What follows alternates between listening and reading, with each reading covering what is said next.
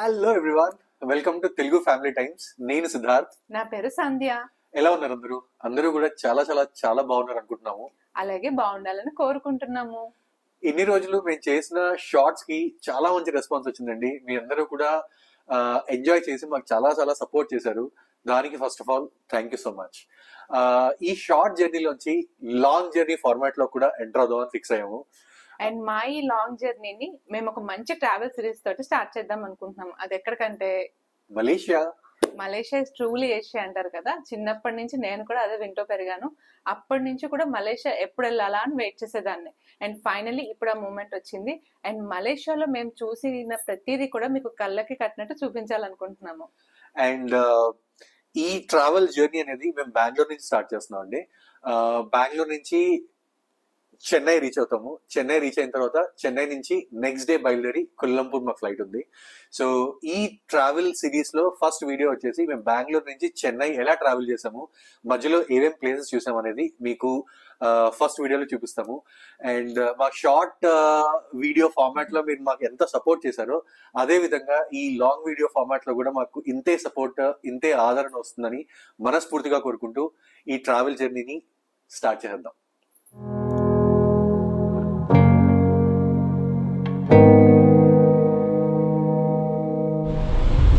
Hello everyone, good morning. Finally much awaited trip మాకు Malaysia. So ఈ series start చేస్తున్నాము and మీరు చూసి డెఫినెట్గా ఎంజాయ్ చేస్తారనుకుంటున్నాము.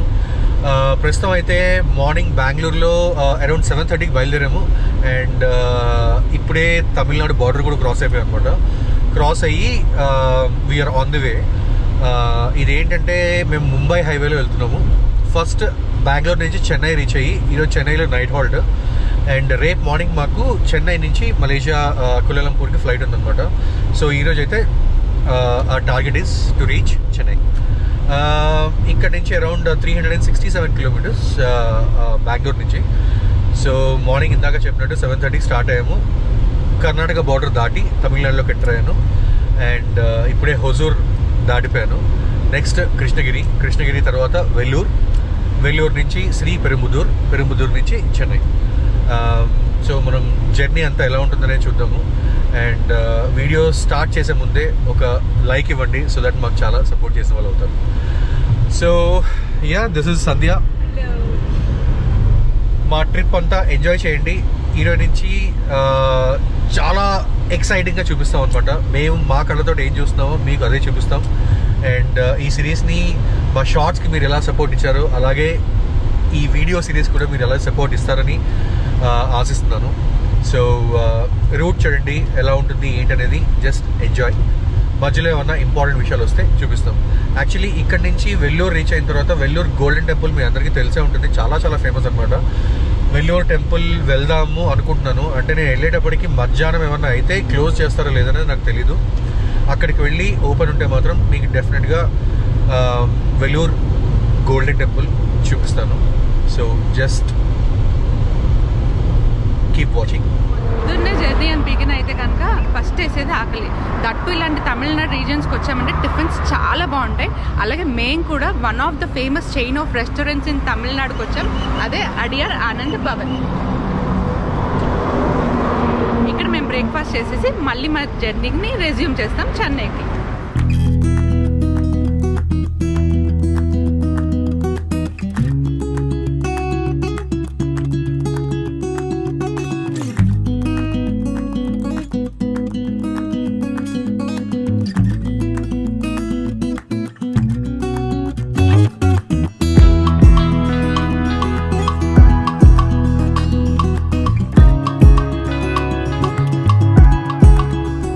సో హ్యాపీగా బ్రేక్ఫాస్ట్ అయిపోయింది. బ్రేక్ఫాస్ట్ చేసి మళ్ళీ బయలుదేరాము. ఏ టు బి బ్రేక్ఫాస్ట్ ఎక్కడైనా సరే, బెంగళూరు అయినా తమిళనాడు అయినా చాలా చాలా బాగుంటుందండి. సో అది చేసిన తర్వాత ఇప్పుడు మళ్ళీ మా జర్నీ స్టార్ట్ చేసాము and we're on the way to Vellore. So ఇక్కడ నుంచి ఒక 120 odd కిలోమీటర్స్ ఉంది వెల్లూరు అండ్ చెన్నై వచ్చేసి అరౌండ్ 260 కిలోమీటర్స్ అనమాట. సో ఫస్ట్ ఆఫ్ ఆల్ మనం వెల్లూరు వెళ్దాం. వెల్లూరు వెళ్ళి అక్కడ అమ్మవారి దర్శనం చేసుకుని అక్కడి నుంచి మనం చెన్నై వెళ్దాం.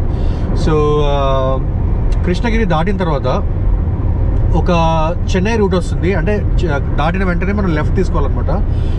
ఈ రోజుల్లో గూగుల్ వచ్చిన తర్వాత ఇవన్నీ కూడా చెప్పాల్సిన అవసరం లేదు. బట్ ఎనీవేస్ నేను తీసుకున్న రోడ్ నేను చెప్తున్నాను.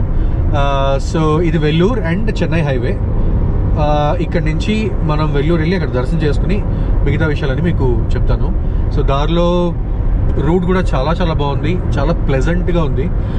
కొంచెం కృష్ణగిరి వచ్చేంత వరకు కూడా కొంచెం ఇండస్ట్రియల్ ఏరియాస్ అవన్నీ ఉంటాయి కదా, హుజూర్ అంతా. సో ట్రాఫిక్ అక్కడ చాలా ఉందన్నమాట. అది దాటేసిన తర్వాత పర్వాలేదు. So let's go to Vellore and see how it is.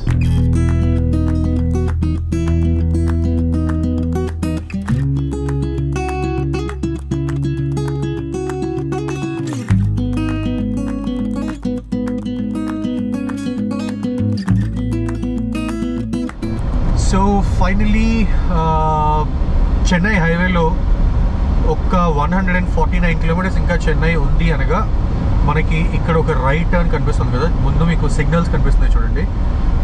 అక్కడ మనం రైట్ తీసుకుని లోపలికి ఇంకొక 14 కిలోమీటర్స్ వెళ్తే శ్రీపురం గోల్డెన్ టెంపుల్కి వెళ్ళిపోవచ్చు అనమాట. సో చూడండి, ఈ సిగ్నల్స్ దగ్గర రైట్ తీసుకోవాలి. ఎవరైనా గూగుల్ మ్యాప్స్ పెట్టుకుంటే డైరెక్ట్గా చూపించేస్తుంది. మనం ఇలా వెళ్ళి ముందు ఆర్చ్ కూడా ఉంది, చూపిస్తాను చూడండి.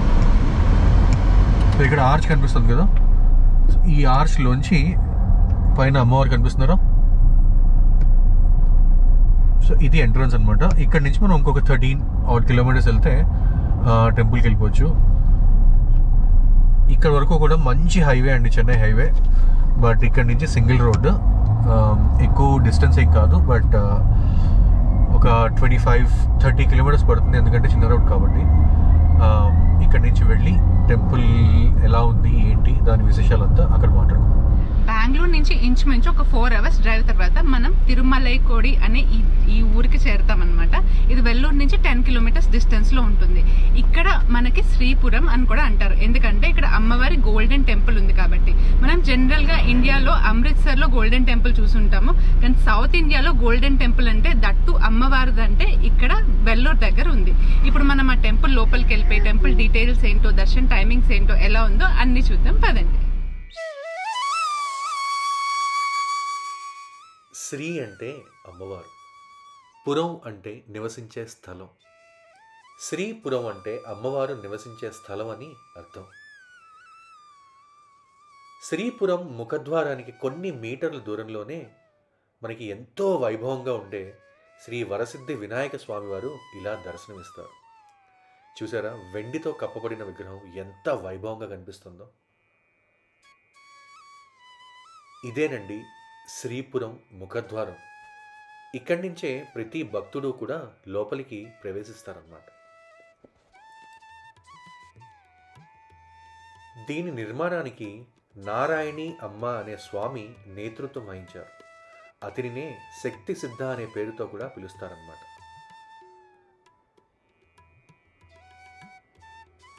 శ్రీపుర ఆలయం 55,000 చదరపు అడుగుల వైశాల్యంలో నిర్మించబడింది.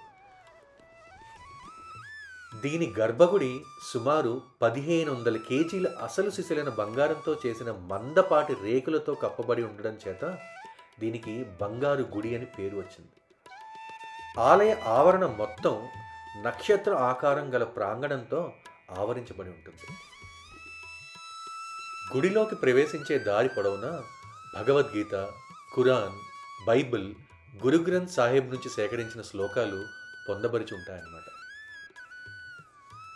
ఇక్కడ ఆగమ శాస్త్రాల ప్రకారం పూజలు చెయ్యరు. శ్రీ విద్య అనే ప్రాచీనమైన అరుదైన శక్తి పూజా విధానాన్ని అనుసరిస్తారన్నమాట. సరి సమానత్వాన్ని చాటి చెప్పడం కోసం మీరు ఈ గుడిలో ఏ టికెట్ తీసుకున్నా సరే నక్షత్ర ఆకారంలో ఉన్న మార్గంలో నడిచి గర్భగుడికి చేరుకోవాలన్నమాట. అలాగే ఈ ఆలయంలో 70 కేజీల బంగారు లక్ష్మీ విగ్రహం కూడా ప్రసిద్ధి పొందింది. ఈ ప్రాంగణంలోనే మనకి గోశాల అనేది కూడా ఉంటుంది. ఈ ఆలయంలో అన్య మతస్థులు అందరికీ కూడా ప్రవేశం ఉంటుందన్నమాట. అది ఇక్కడి గొప్పతనం.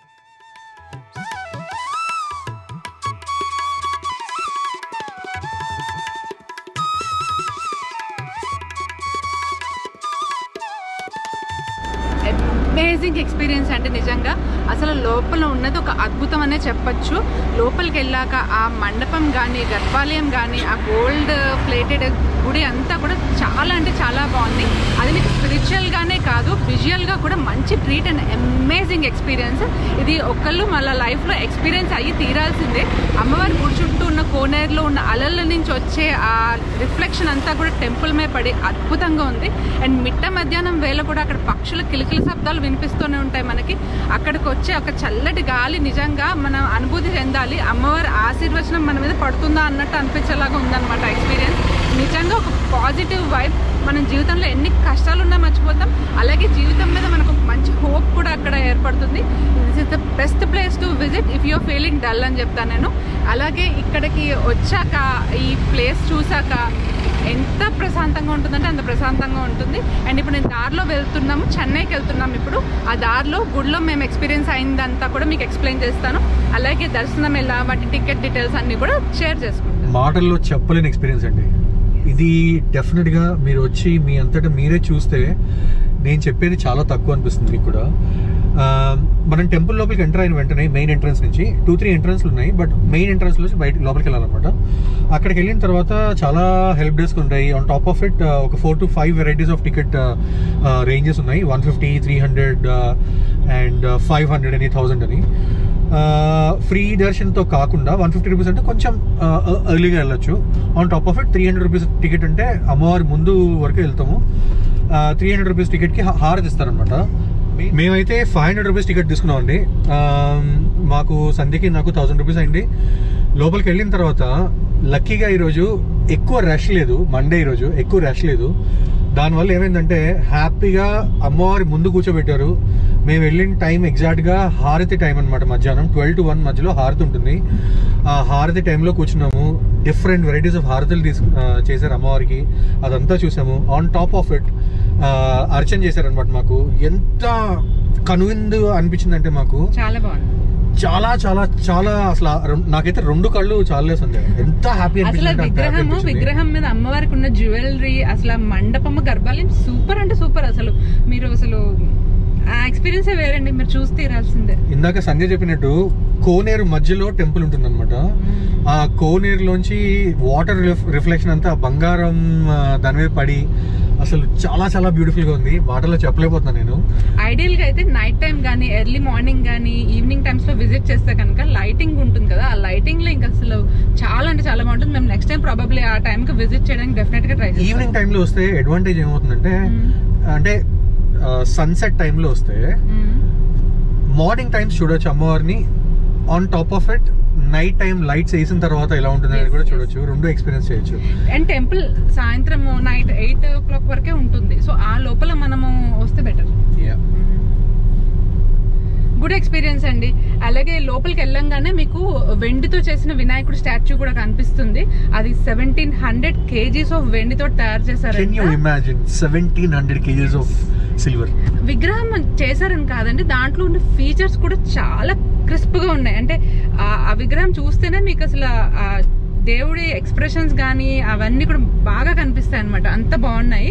అలాగే లోపల కూడా అమ్మవారిది గోల్డెన్ స్టాచ్యూ కూడా ఉంటుంది. అంటే మెయిన్ విగ్రహం గ్రనైట్ విగ్రహం, దాని ఆపోజిట్ సైడ్ ఇంకొక మండపం ఉంటుంది అనమాట. అక్కడ అమ్మవారిది గోల్డెన్ స్టాచ్యూ ఉంటుంది. అది 17 kgs ఆఫ్ ప్యూర్ గోల్డ్ తోటి చేశారు. ఇక్కడ ఎవరన్నా కూడా అభిషేకం చేయొచ్చు. అంటే జనరల్ గా అబ్బాయిలే చేయాలి, అమ్మాయిలే చేయాలి అలా ఉంటుంది కదా. ఇక్కడ అలా ఏమి రూల్స్ లేవు. ఎవరైనా టికెట్ తీసుకుంటే అభిషేకం చేయొచ్చు అనమాట. అంటే మామూలుగా మనం తీసుకునే టికెట్స్ వేరు. ఆ గోల్డెన్ విగ్రహాన్ని మీద మనం అభిషేకం చేయాలి అంటే 150 రూపీస్ టికెట్ అండి. మళ్ళీ అది సెపరేట్ గా తీసుకోవాలన్నమాట. కొంచెం కాస్ట్లీ అని చెప్తాను, but it's worth paying that money. అమ్మవారి దర్శనం కోసం, అమ్మవారిని చూడడం కోసం ఎన్ని వేలు పోసినా సరిపోదు అనిపిస్తుంది అనమాట. మామూలుగా పెద్ద గ్రెనేట్ తో చేసిన అమ్మవారికి కూడా మొత్తం బంగారు పూత చేశారండి. చాలా చాలా వచ్చేసి వెండి, ఇంకా ప్లాటినం, డైమండ్స్, రకరకాల స్టోన్స్ తోటి ఉన్నాయి. సో అమ్మవారి దర్శనం చేసుకుని మనం కొంచెం ఇంకా నడిచి ఎగ్జిట్ అయ్యే దగ్గర వెంకటేశ్వర స్వామి దర్శనం ఇస్తారండి. అసలు నేను చెప్పలేనండి మాటల్లో, మీరు వచ్చి చూడాల్సిందే. ఎంత బాగుంటుందంటే విగ్రహం చాలా హైట్ ఉంటుంది, ఒక 10 to 15 feet అనమాట. అది కాకుండా అది కూడా సేమ్ గ్రనైట్ మీద కంప్లీట్ బంగారు పూత, అలాగే వెండి తోటి పైన కిరీటం, దాని మీద ఉన్న డైమండ్స్, అసలు ఏం చెప్పాలండి, నాకు చాలా అంటే చాలా మంచి ఎక్స్పీరియన్స్ అండి. టెంపుల్ తిరుపతి నుంచి కూడా చాలా దగ్గర. చాలా మంది తిరుపతికి వెళ్లే వాళ్ళు వెల్లూరు వచ్చి వెళ్తారు, కానీ ఇప్పుడు మేము చెన్నై ఎలాగో వెళ్తున్నాం కదా వయా, ఆ రూట్ లోనే మనకు వచ్చింది కాబట్టి విజిట్ చేసాము. And we're very happy that we have visited this place. Yes. So ఇటువైపు ఎవరైనా వస్తే మాత్రం వెల్లూరు టెంపుల్ దర్శనం చేసుకోకుండా మాత్రం వెళ్ళకండి, లైఫ్లో చాలా మిస్ అవుతారు. And that's all. వెల్లూరు నుంచి మళ్ళీ చెన్నై బయలుదేరిపోయాము. ఇక్కడ నుంచి నాకు ఒక 140 కిలోమీటర్స్ ఉంది. గూగుల్లో అయితే 3 hours చూపిస్తుంది. చూద్దాం ఎంత ఫాస్ట్గా వెళ్ళగలుగుతాము. అక్కడికి వెళ్ళి చెన్నైలో చెక్ ఇన్ అయ్యి హోటల్లో, అక్కడి నుంచి ఈవినింగ్ ఎటన్నా వెళ్ళి ఏం చేద్దాం అనేది చెన్నైకి వెళ్ళిన తర్వాత డిసైడ్ అవుదాం. So till then journey enjoy చేయండి and see you in Chennai.